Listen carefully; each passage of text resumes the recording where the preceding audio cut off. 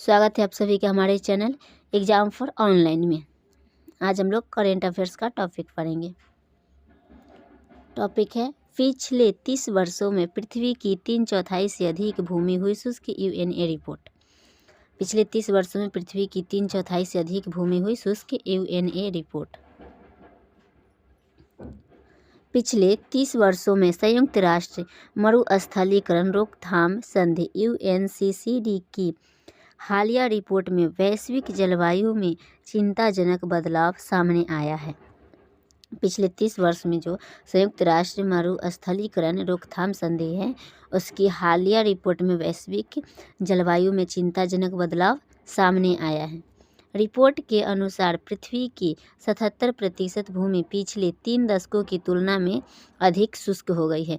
Report के अनुसार जो पृथ्वी की 77% भूमि पिछले 3 दशकों की तुलना में अधिक शुष्क हो गई है। इसका परिणाम यह हुआ कि वैश्विक शुष्क क्षेत्रों में लगभग 4.3 मिलियन वर्ग किलोमीटर की वृद्धि हुई है, जो अब पृथ्वी की सतह के 40% से अधिक हिस्सों को कवर करते हैं। यदि ग्रीन हाउस गैस उत्सर्जन को नियंत्रित नहीं किया गया तो स्थिति और गंभीर हो सकती है। यदि ग्रीन हाउस गैस उत्सर्जन को नियंत्रित नहीं किया गया तो स्थिति और गंभीर हो सकती है। अनुमान है कि सदी के अंत तक 3% आर्द्र क्षेत्र भी शुष्क क्षेत्रों में बदल सकते हैं। अनुमान है कि जो सदी के अंत तक 3% आर्द्र क्षेत्र भी शुष्क क्षेत्रों में बदल सकते हैं।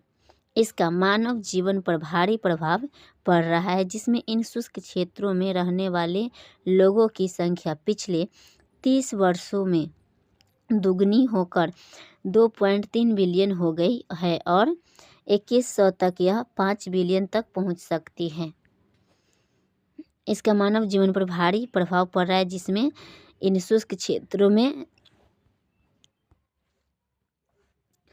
रहने वाले लोगों की संख्या पिछले 30 वर्षों में दोगुनी होकर 2.3 मिलियन हो गई और इसकी 2100 तक यह संख्या 5 मिलियन तक पहुंच सकती है।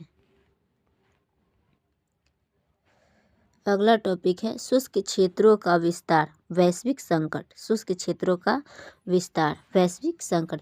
शुष्क क्षेत्रों में लगभग 4.3 मिलियन वर्ग किलोमीटर की वृद्धि हुई है, जो भारत के आकार के लगभग 1/3 के बराबर है।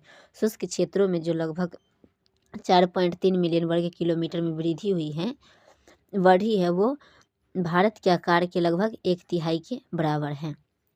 यह वृद्धि पृथ्वी के सतह पर शुष्क क्षेत्रों का हिस्सा 40% से अधिक कर देती है।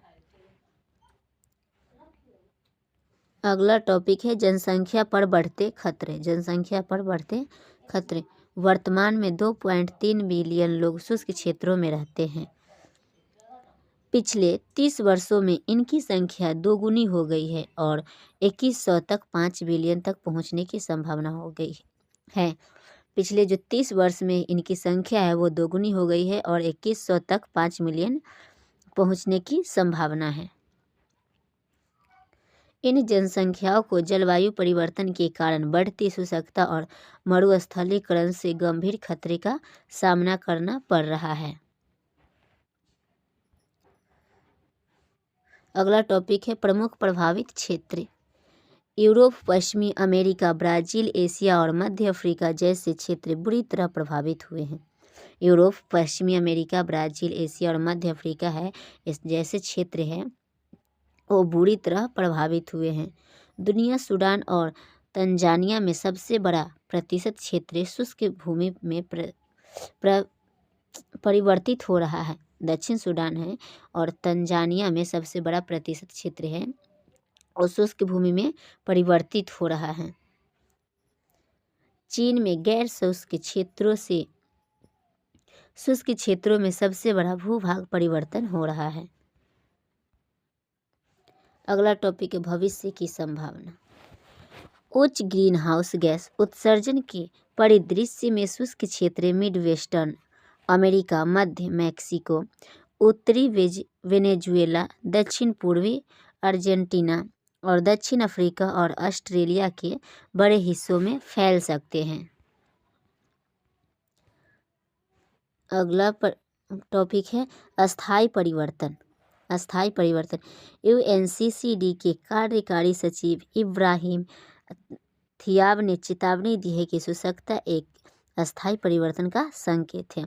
यूएनसीसीडी के कार्यकारी है जो सचिव इब्राहिम थियाब ने चेतावनी दी है कि शुष्कता एक अस्थाई परिवर्तन का संकेत है। यह अस्थायी सूखे के विपरीत है क्योंकि प्रभावित क्षेत्र अपने मूल जलवायु में वापस नहीं लौटेंगे। यह परिवर्तन वैश्विक स्तर पर अरबों लोगों के लिए एक अस्तित्व संबंधी चुनौती है। यह परिवर्तन जो है वह वैश्विक स्तर पर अरबों लोगों के लिए एक अस्तित्व संबंधी चुनौती है।